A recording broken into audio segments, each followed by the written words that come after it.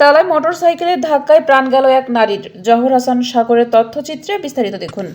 সাথে আছি আমি কেয়া সুলতানা। এত সময় শুনছিলেন সংবাদ শিরোনাম, এখন দেখবেন বিস্তারিত।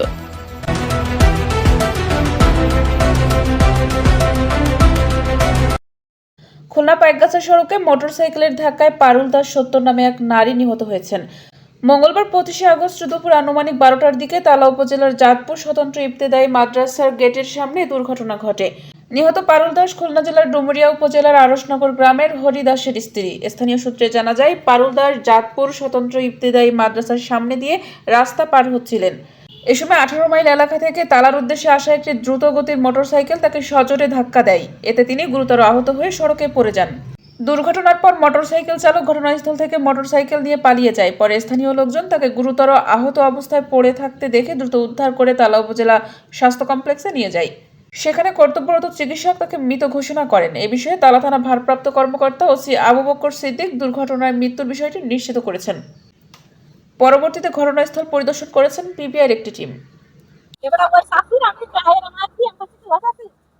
সমকাল রাস্তা দিয়ে আসা এরকম একটা ছেলে কালো কালো প্যান্ট একটা ছেলে দেখেছে কি না রাস্তা পার হইতে দিতে আমি এরকম আসছি এরকম চাষি পার হন না এরকম করছি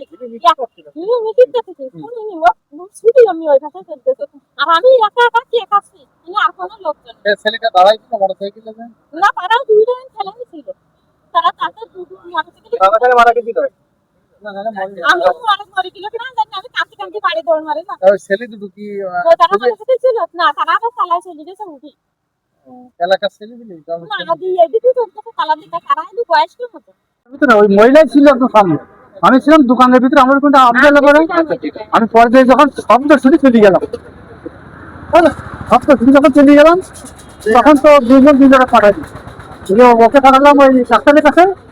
ডাক্তার কাছ থেকে ওখান থেকে আবার চালাই নিতে